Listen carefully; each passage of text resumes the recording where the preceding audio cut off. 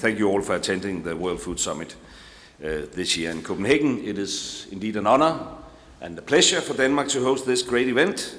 I hope it will be fruitful. It have already been fruitful, and I'm sure it will be continuously fruitful and productive.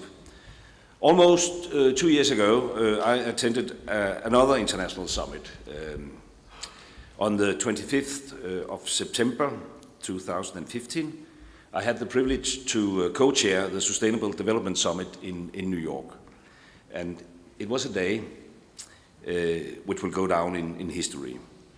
On that day, the entire world came together and adopted the 17 Sustainable Development Goals. And I can still recall the feeling in the assembly hall.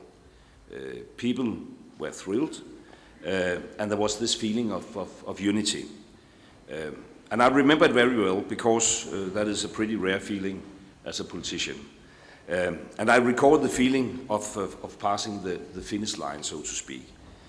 But as we congratulated each other with the final adoption of the 17 goals, I think everyone in that room had the same thought. Now it is time to take action, as you have done in New York. And that is why you are here. We have invited you to Copenhagen because the world has serious issues to handle. We have great goals to achieve, and because Denmark wants to take action.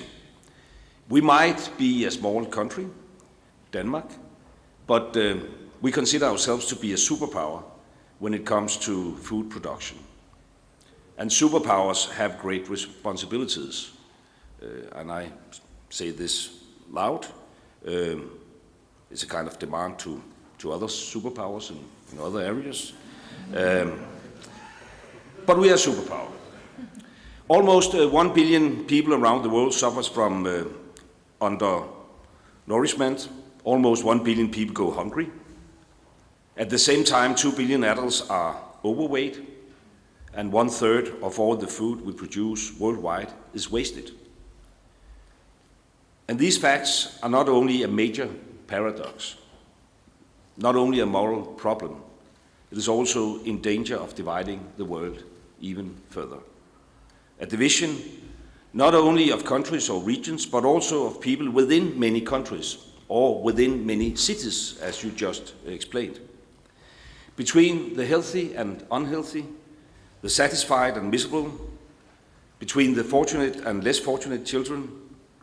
And the last thing we need in the world today is further division. In fact, we need the exact opposite. We need stronger ties and more unity to overcome the challenges we face. And we need new solutions. And hopefully, the World Food Summit will provide just that. Many of you, I know, I've been told, attended the summit last year, which resulted in fruitful discussions and good outcome. And in this way, your commitment and capabilities have already made its mark on a number of food issues. And I hope you will continue to do so today and tomorrow. The main theme of this summit is gastronomy. And why that? Well, because, as you have heard from René Redzepi earlier today, basic cookery skills, knowledge of food and food production is an important component for our endeavor to find sustainable solutions to the challenges we face. It makes people capable of transforming basic ingredients into basic meals, meals that can make people come together, to cherish the local ingredients and food culture, and it is one tool among many to prevent food waste. But first and foremost, knowledge of food makes people care and aware about what they eat, about what they buy, where the food comes from, and how it was produced. And in my mind, making people care and aware is more effective than all other efforts combined, because lasting change comes from within. Yet we all know that finding good solutions is easier said than done. One thing is clear though, The issues you are debating today and tomorrow cannot be handled separately.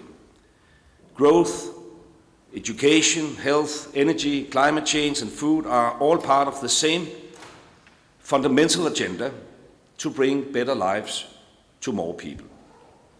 And that's why this SDG logo is formed as a circle, because the challenges we face are interlinked and so are the solutions. Of course, we cannot solve everything at the same time, but I do think that there is a huge potential in breaking down the walls we have built in the past. We must break down these walls between countries, professions, scientists, NGOs, funds, the private and the public sector. When we manage to combine the immense amount of resources, knowledge and commitment we possess across countries, sectors and professions, we can achieve amazing things. For instance, one of the key challenges we face when it comes to reaching the Sustainable Development Goals is funding. If we are to achieve the SDGs by 2030, it will require increased global investments of between 1.9 and 3.1 trillion US dollars every year. And this is why Denmark will soon launch an SDG fund, which will be a unique public-private partnership which will mobilize investments in developing countries of up to 30 billion Danish kroner. And within a few weeks, during the UN General Assembly in New York, we will launch yet another new groundbreaking partnership of governments, major private companies, cities, investors, civil society and international organizations from all over the world. And the purpose will be to create and boost strategic and sustainable public-private partnerships, also when it comes to sustainable food production, food waste and agriculture. Because when we get together, when we think out of the box, tear down the walls, no goal is beyond our reach. So, ladies and gentlemen, in many ways we live in a world full of differences, but since the dawn of mankind, we have had at least one thing in common. We all need proper food. I hope you will have a good and productive summit and hopefully take the world one step closer to bring better food for more people. Because it is definitely time to take action. Thank you so much.